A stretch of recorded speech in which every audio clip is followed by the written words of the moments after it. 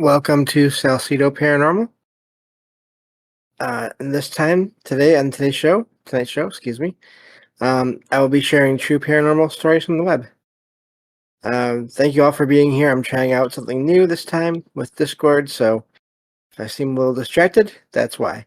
Um, as always, you can find all episodes of the show, along with links to social media and other ways to contact me at the podcast page, and that is salcedoparanormal.podbean.com. That's SALSIDO paranormal.podbean.com. Always happy to hear from you all, whether you have comments or questions or topic suggestions or stories of paranormal experiences, whether they're your own or from others that you trust. Happy to either read those or have you join me on the show to talk about them. And if you'd like to support the show, there are a few different ways to do that. You can always share the show and with others that might like it. Also, review and rate it on the different platforms that you listen on. Also, if you are into paranormal fiction and nonfiction books, you can look me up on Amazon.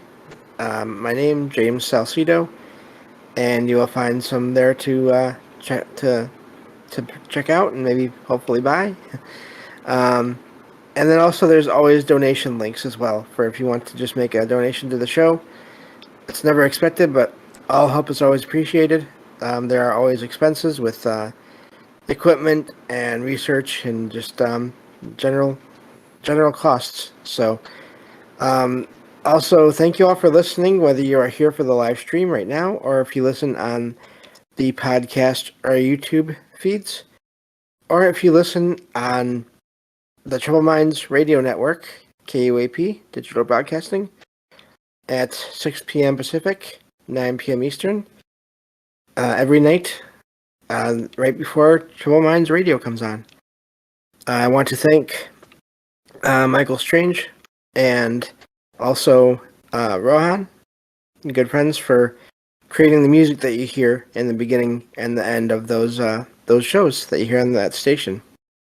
So, because I know I could not do it myself.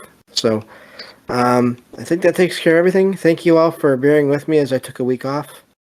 It was definitely needed, but it's just so good to be back here again. I think that's why I'm a little bit rusty. So, we're also coming up on episode 400 of the show on Wednesday night is when that will be happening. So, looking forward to that.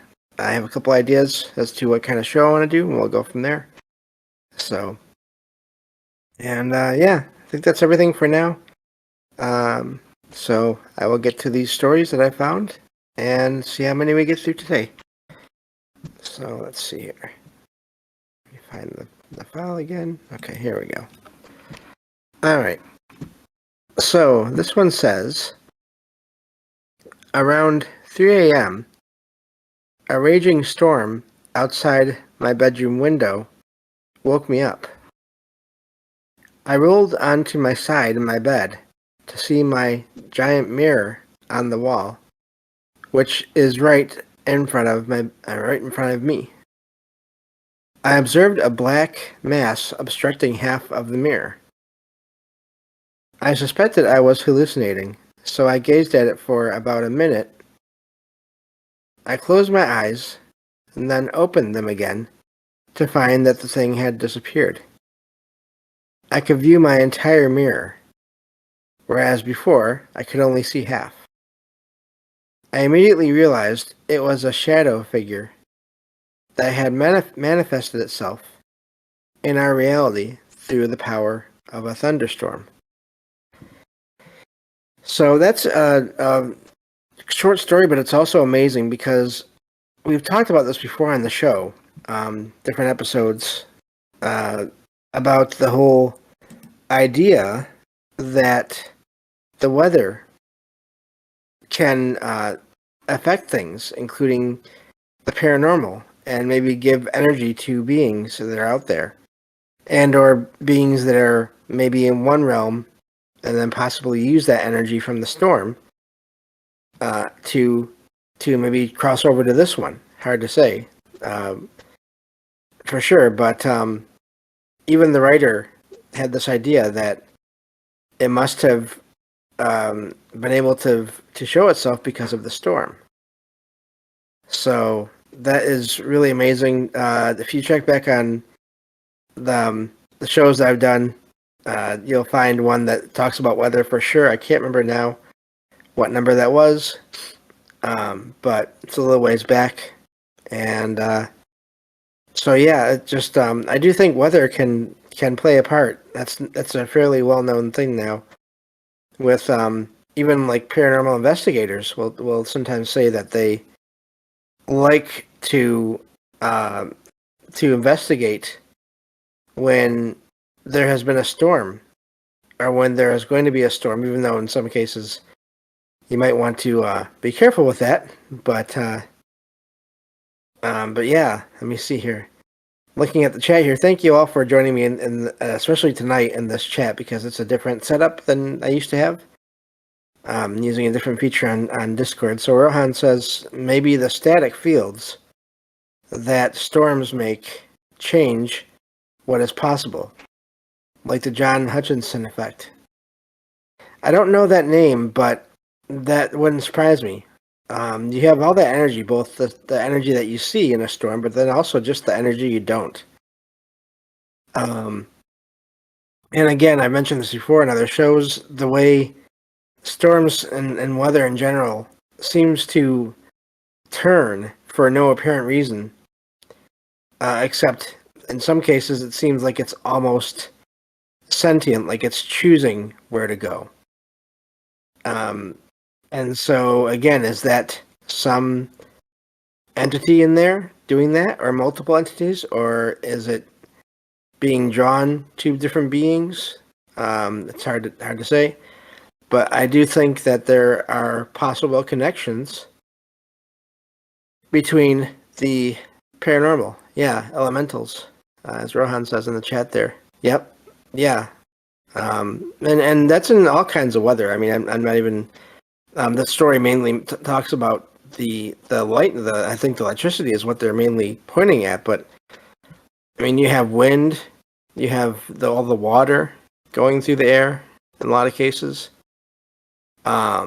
Coming down, and so there's a lot going on there.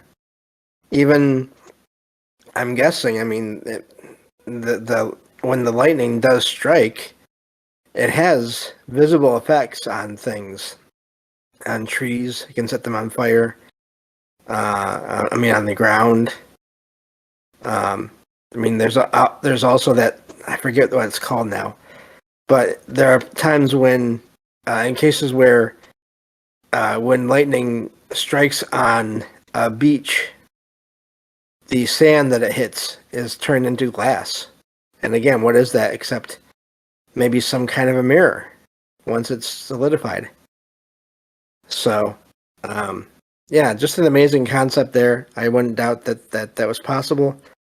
I don't think it explains everything, again, because people have experiences without storms, but I do think that they can be a factor in a lot of cases, especially if there's one nearby or fairly even remotely nearby, and then the energy just travels throughout an entire area, even if you're not aware of a storm that happened or is happening a little ways away.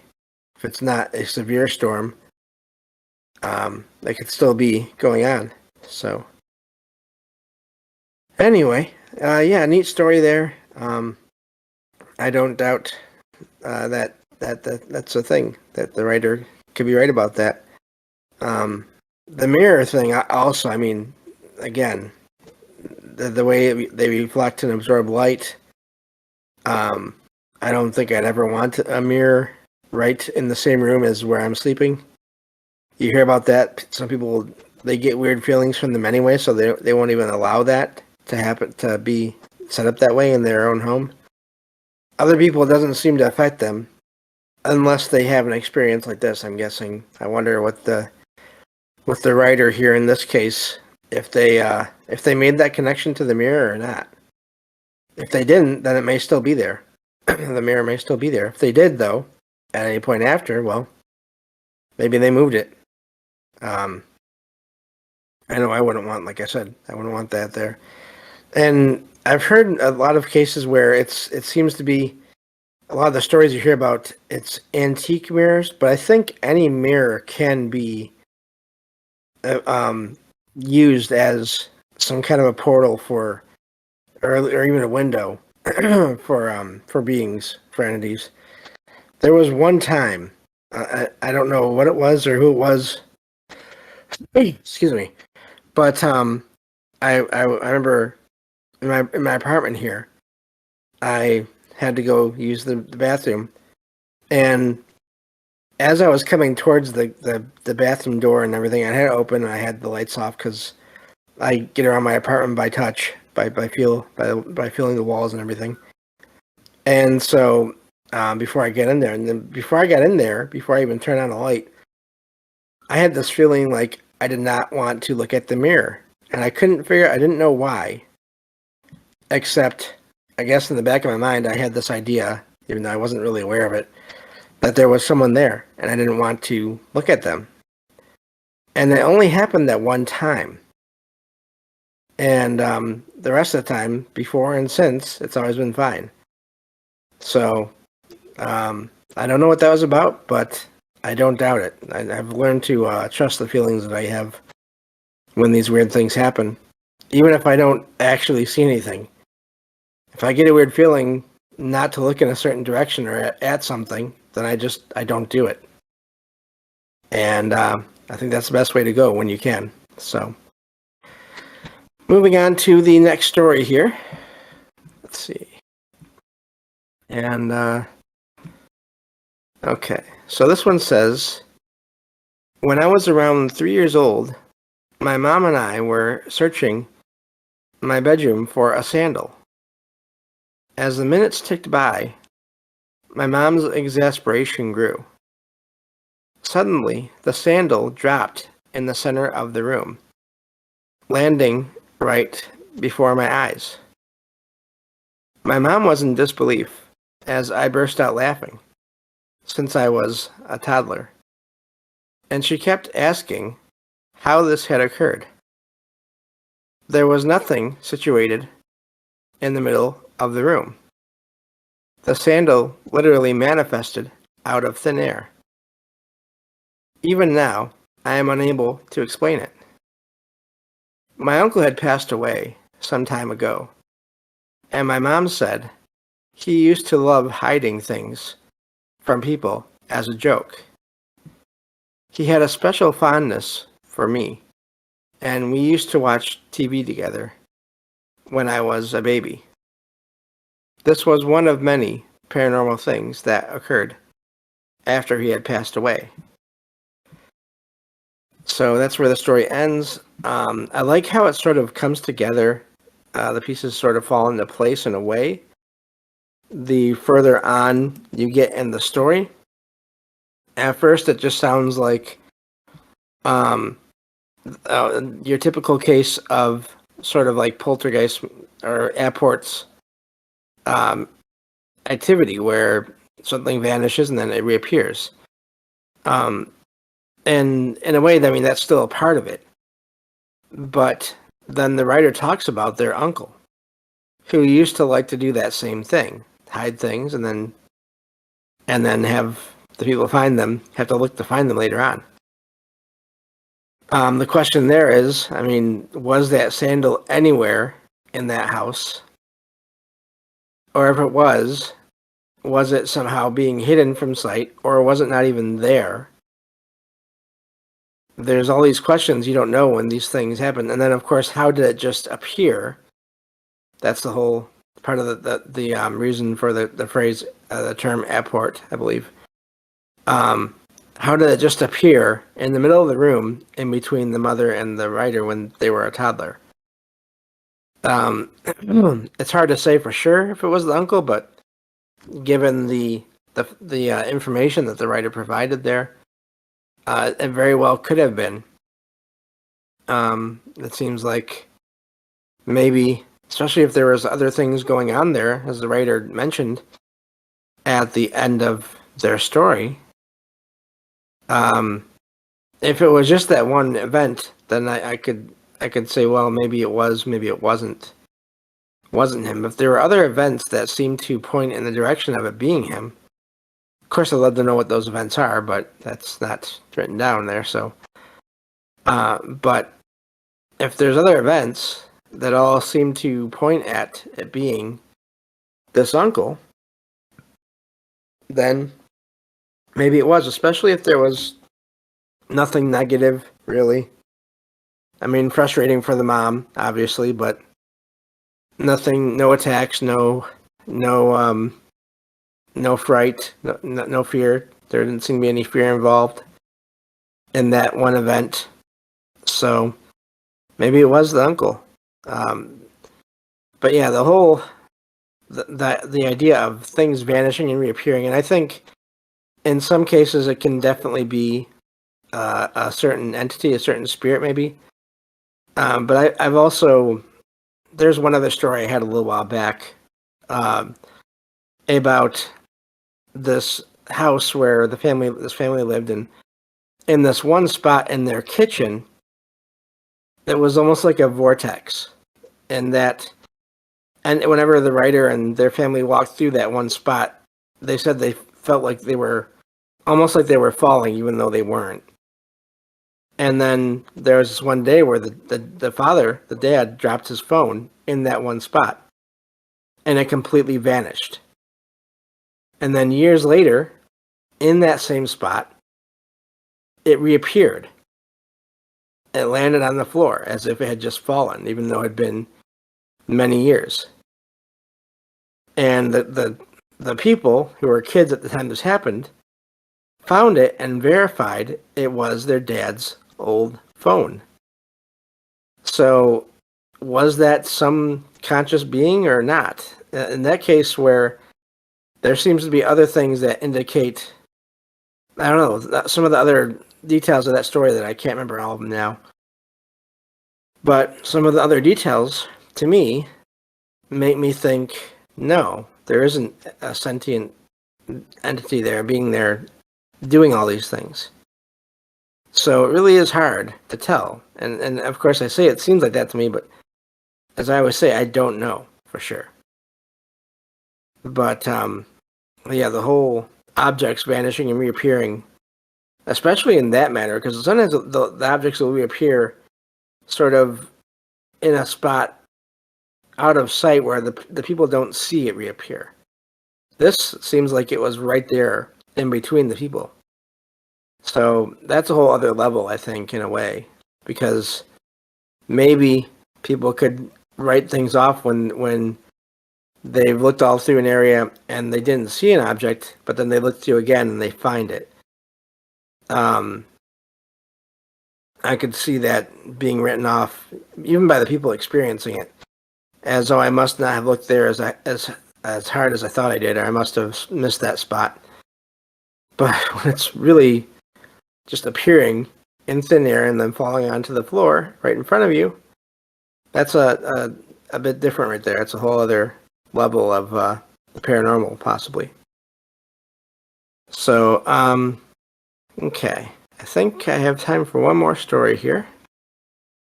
If y'all notice, I am doing things a little bit different with these shows now. I'm taking a little more time to read the story and to talk about the possibilities there. And I hope you all enjoy it. I have my reasons for doing it this way. I think I was rushing before, for one thing. Another thing, this is a lot easier in my eyes. I'm not having to read as much. But hopefully you all still enjoy this slightly different format of the show. So, getting on to this next story here. This one says, "This just happened a little while ago. My wife and I recently got a kitten. It is mostly orange with a white stomach. Normally we don't let him sleep in our room with us, as he likes to get into things and destroy them and run around the room at times. My wife just woke up saying, "What the heck?" And I looked over to see a white kitten beneath the sheets, sitting on her chest. Next, I turned my head as I heard meowing coming from outside the closed bedroom door. When I looked back at my wife, I lost my spot. The white kitten was gone. We got up and looked all around the room, even under the bed, but found nothing, even though we were using a flashlight. Did we just see a ghost kitten? And that's where the story ends. And that to me is amazing. I wonder if it was some kind of a astral travel of the cat sitting outside that room, wanting to get in. Maybe its attention was just so focused. I mean, you hear about how people sometimes look the same, but also sometimes people look different from the way they did when they were alive. Once they're in, just to be vague, ghost form, however you want to call it. But yeah, so why can't cats appear different as well? Yeah, that's PDG. You may have that right as well. Poor kitten was trying to teleport, and that could be, especially the way it just disappeared. It didn't jump off the wife, the writer's wife. It didn't back away. It didn't do anything else. I mean, it didn't seem to be harming her. There was no mention of anything like that. It just seemed to be there, but then the sound of it meowing outside the room, and then it was just gone. And yeah, it could be that it was that same kitten. I've mentioned this before. I've had a couple of dreams, one for sure, and I feel like others, where I know somehow Logan was there with me. And that's my cat that I have. And she actually defended me from something one time in a dream. So I do think it's possible for them to sort of travel between different dimensions and appear in different places. And so who knows how it works? Maybe that is actually a really good point. Maybe it was all white because it wasn't finished. It hadn't finished the process yet, or it was like almost still traveling, whether it was astral or trying to teleport. I do think that's a possibility with cats as well sometimes, because I've had that appear to happen with Logan 3 different times. But I don't know, but that seems like it. And it doesn't feel like it was a negative thing, but obviously it scared the people that were involved because they weren't expecting that, especially if they've never been into any of this supposedly weird stuff. They wouldn't have any idea that this may be a thing that could happen. So great story there. Just showing again why cats to me are so interesting. So, but yeah, I think that's all we have time for today. Thank you all for listening, and I'll be back next time with a roundtable show on the next episode of Salcedo Paranormal. Take care, everyone.